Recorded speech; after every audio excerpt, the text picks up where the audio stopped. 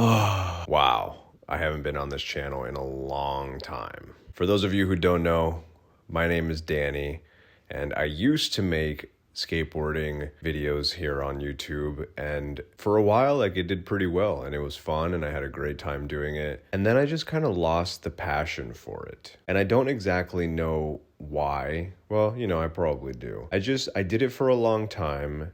And I started to identify with this whole skateboarder YouTuber identity.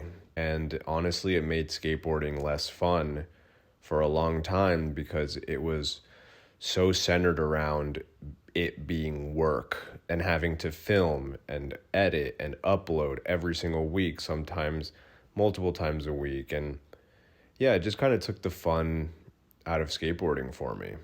And I ended up taking a year-long break from skateboarding because I felt like, well, if I'm not filming, why would I skate? And so I had to work through a lot of these things in my head to get to a point that I realized that skateboarding and filming videos do not have to be mutually exclusive. I can create content if I'd like, with whatever I'd like, and I can skate also. I don't know, basically it just felt like that wasn't who I was anymore. And I had a lot of stuff to figure out in my own head. And for a while, I just had to take this stuff out of my life. And a lot of stuff has changed over the last few years. I mean, the last time I was semi-consistently making YouTube videos, I was living in California. Some of you may know I used to live in Brooklyn, and then I moved to California, and then I left California and came back to New York. So yeah, a lot has changed over that time. I've been back in New York now for about 2 years. And I still don't make skateboarding content because I realize that that's not really something that I like to do. But what I do love to do is create content. And I think it'll continue to be a big part of my life throughout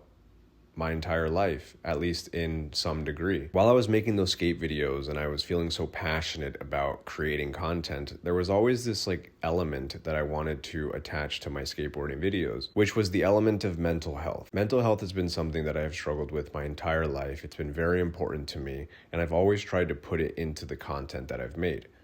But I never quite found the right bucket to put it into. And I think that was exactly the problem. I was trying to put it into a bucket with something else. And it never worked for me, in social media terms. And it's not that I needed it to work, but it was the fact that I wanted it to work. I always wanted social media to be my thing. I wanted my job to be social media, but I was trying too hard to make it skateboarding. And like I said, I would sprinkle mental health into some skateboarding videos, but I was too scared to go all in and put my mental health stuff fully into skateboarding because I had a fear of being judged. I was afraid that I would get judged for really putting myself out there. And I think that was a huge reason why my skateboarding channel didn't ever grow to what I wanted it to grow. I surpassed 10,000 subscribers and all that, and that was really cool. But I realized that the reason my channel wasn't, blowing up or whatever was because I still had a mask on. I wasn't being me. I wasn't being my authentic self. And about a year ago, I was in one of the most depressed states of my life, and I started a series on Instagram Reels called Clawing Myself Out of Crippling Depression. So I went day 1, day 2, day whatever of clawing myself out of crippling depression. And for some reason, that series completely blew up. They were getting hundreds of thousands of views. Every single video was doing really well. But at that point in my life, I wasn't looking for social media to be a thing because I had my job at the time, my full-time job. I was just doing it because I wanted to start feeling better myself. And I figured that if I start posting online, posting these videos, I'll be able to hold myself accountable and I can maybe in some way help someone who's going through something similar. So I did this. I did this for 100 days. And then after I finished that series of 100 days of doing it, I kind of was just like, I'm tired of this. I don't want to do this anymore. Posted a couple of little skate edits with friends, a couple of, spiritual type videos, but nothing concrete. It was just these random parts of my life that I would make into a tiny little video and post it on Instagram. And then about 3 months ago, I got really depressed again. I got really, really depressed again. My mental health completely plummeted and I hit my rock bottom, which I'm not going to get too into right now. But yeah, I got really bad again. I wasn't doing anything with my life, so I figured I should start making videos again.